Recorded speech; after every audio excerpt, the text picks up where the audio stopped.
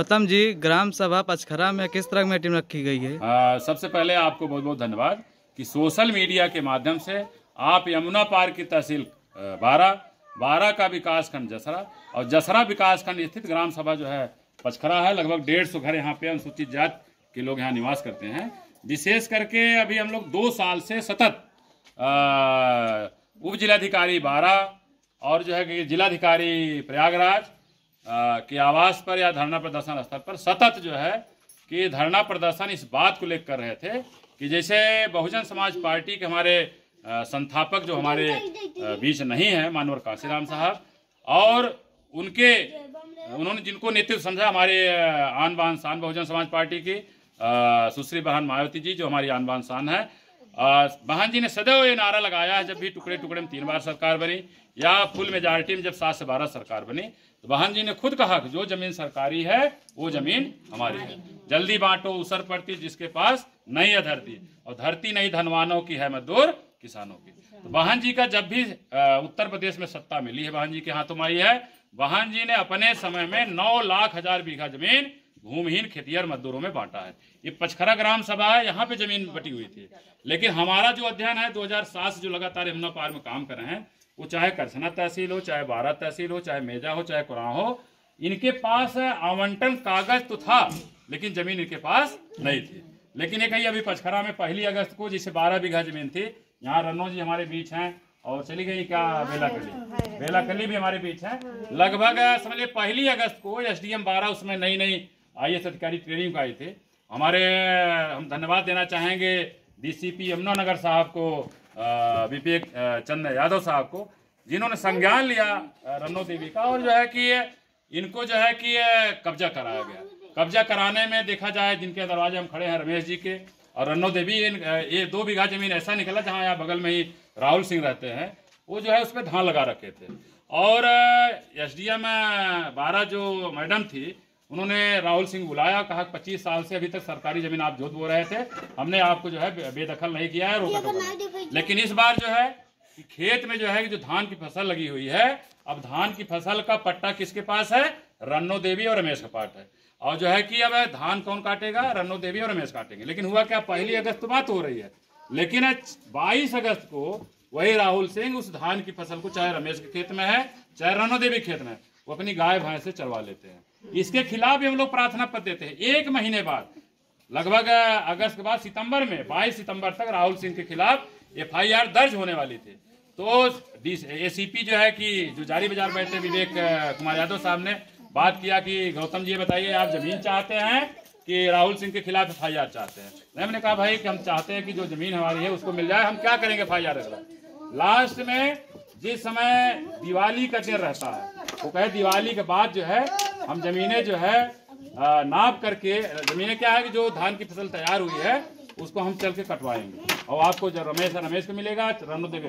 पता चला हम दिवाली के बाद धान कटवाते फोर्स लेकर के, लेकिन दिवाली के ही दिन राहुल सिंह जो है 6-6, 5-5 मजदूर लगवा के धान कटवा, हम उठ की मीटिंग ले रहे थे और पता चला कि रन्नो की बिटिया जो है सरिता जो है फोन करेगी भैया जी ऐसे है। तत्काल हमने फोन किया, उस समय मौके पर सब इंस्पेक्टर साहब 4-6 पुलिस वहां पहुंची और धान की फसल रोकी गई।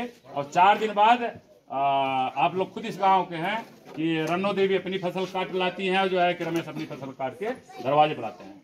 ये संगठन में जो है ना एकता में शक्ति है, दुनिया सारी झुकती है। ना किसी के ऊपर हमें दबाव बनाना है, ना कोई इस तरह से हमें कोई गैर लोकतांत्रिक काम नहीं कर रहा है। लेकिन उसी वैचारिकी में बाबा साहब ने कहा है स्टेट एंड माइनॉरिटी में उन्होंने जमीन और उद्योगों के राष्ट्रीयकरण की बात कही है। हम मांग करते हैं कि एक शुरुआत की जा चुकी है कि भारत के जमीन का अगर राष्ट्रीयकरण हो जाता है तो निश्चित है देश की पूरी जमीन का मालिक हो जाएगा प्रधानमंत्री। प्रधानमंत्री के बाद जो है हमारे उत्तर प्रदेश का मालिक कौन हो जाएगा? मुख्यमंत्री क्या करेगा? हमारे प्रयागराज की धरती किसके नाम हो जाएगी? DM के। DM से जब हम 12 में आए तो 12 वाली जमीन का मालिक कौन हो जाएगा? SDM बारा हो जाएगा। करछना के SDM करछना हो जाएगा। जब लोकल स्तर पे SDM मालिक हो जाएगा तो पूरे जमीन का मालिक SDM साहब हो गए। जब उनको धान लगवाना होगा तो एक विज्ञप्ति अखबार में देंगे, जिनको धान लगाना होगा हमारे पास आवेदन करिए। कौन लोग आवेदन करें? हम दूसरे के यहाँ भी मजदूरी करने जाते हैं, हम लोग खुद ही आवेदन करेंगे। जब आवेदन करेंगे तो हर व्यक्ति को कम से कम 5-5 बीघा धान लगाने के लिए और 5 बीघा गेहूं बोने के लिए मिलेगा। जब हमको 5 बीघा खुद का अस्कार हो जाए धान लगाने के लिए, गेहूं लगाने के लिए, तब फिर हम पंडित जी बाबू साहब के यहाँ जाएं क्या खेती करें? हम अपने खेत में खुदे फूल खाएं। ये एक प्रक्रिया है, एक आंदोलन का शुरुआत है। यमुना पार की चाहे तहसील करसना हो, चाहे मेजा हो, चाहे कुरां हो, चाहे अपना बारा हो, एक शुरुआत की जा सकी है। मान लिया आप 50 महिलाएं जुड़ी हैं, प्रयास करिए 5000 लोग इस संगठन में कितना जल्दी जुड़ सकते हैं। अगर 5000 हो गए तो समझ लिया हमें किसी कहीं न बम चलाना न कट्टा चलाना है।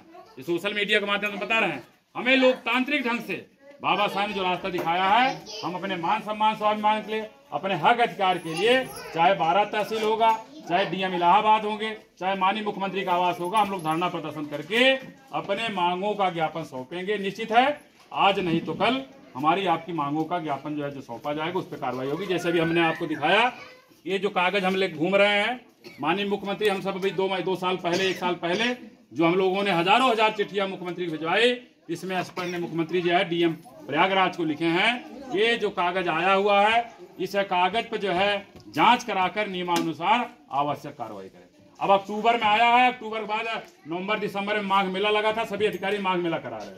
अब इस समय फुर्सत में है, अब फुर्सत में है तो इसी कागजों पे जो आपका आवंटन की पत्रावली है तो आवंटन कार्रवाई है, मुख्यमंत्री ने डीएम प्रयागराज को भेजा है। अब इस कागज पर हम लोग तब तक कार्रवाई करते रहेंगे जब तक डीएम प्रयागराज हम सबको, जिनके पास खेती बाड़ी नहीं है, खेती बाड़ी पर पट्टा नहीं कर देते हैं, या जिनके पास घर द्वार नहीं है उनको आवासीय पट्टा नहीं कर देते। निश्चित है लड़ेंगे और जीतेंगे, और ये आंदोलन प्रक्रिया छिड़ चुकी है। आज नहीं तो कल निश्चित है हमारे हिस्से की रोटी हम सबको मिलेगा। इस आशा और विश्वास के साथ अभी 17 तारीख को जो भी साथी आपके सोशल मीडिया को देख रहे हैं, 17 मई को हम लोग जो है 12 तहसील पर बृहद पैमाने पर धरना प्रदर्शन करके यही मांगों का ज्ञापन जो मुख्यमंत्री ने आदेशित किया उसको लगा करके एसडीएम 12 से मांग करेंगे, भैया इसमें खेत खाली है, कोई फसल अभी नहीं तैयार की जा रही खेतों में, जो बंजर पड़ती ऊसर है।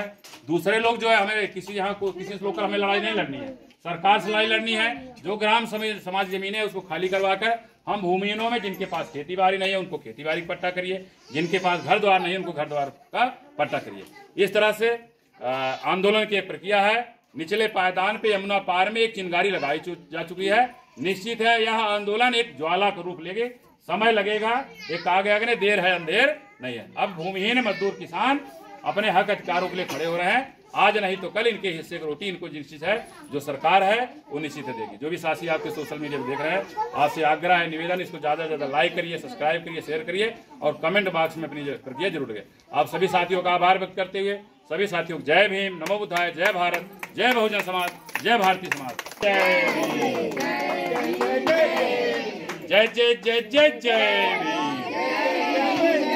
जो जमीन सरकारी है, जो जमीन सरकारी है, बाबा साहब अमर रहे, बाबा साहब अमर रहे।